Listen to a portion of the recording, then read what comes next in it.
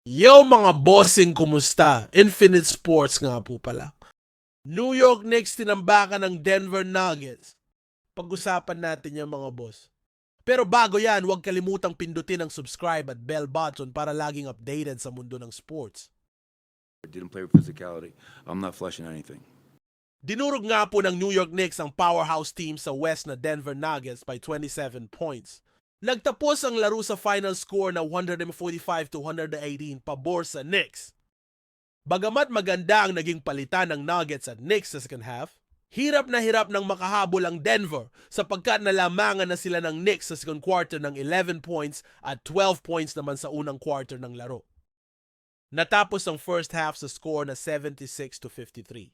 Sa huli ay wala na nga pong sagot ang Denver sa Knicks maliban sa nagpapakilala uli na si Russell Westbrook. Kapansin-pansin na tila sunod-sunod ang magandang nilalaro ng former MVP at arguably the triple-double king. Nung nakaraang laro versus Lakers ay humakot ito ng double-double. Ngayon naman versus Knicks, bagamat talo, ay maganda ang pinakita nito lalo na sa fourth quarter ng umiscore. Ito ng 24 points sa kanyang total na 27 points sa laro.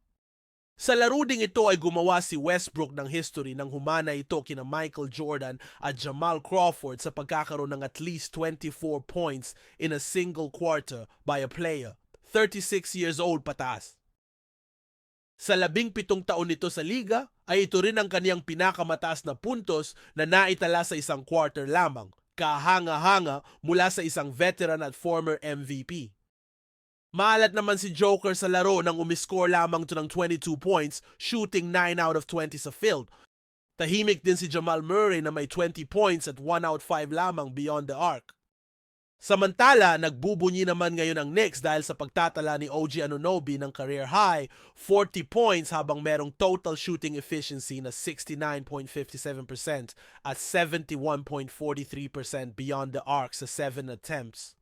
Nag-step up din ang all-star duo na sina Jalen Brunson at Karl Anthony Towns na may double-double para ma-secure ang panalo. Ang dalawa ay may combined 6 out 7 sa beyond the arc, habang 2 out of 2 dito ay mula kay Towns.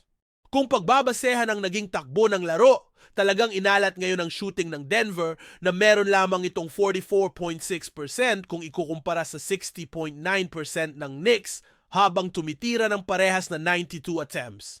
Napakababa din ang percentage ng Nuggets sa beyond the arc, kaya ito natalo.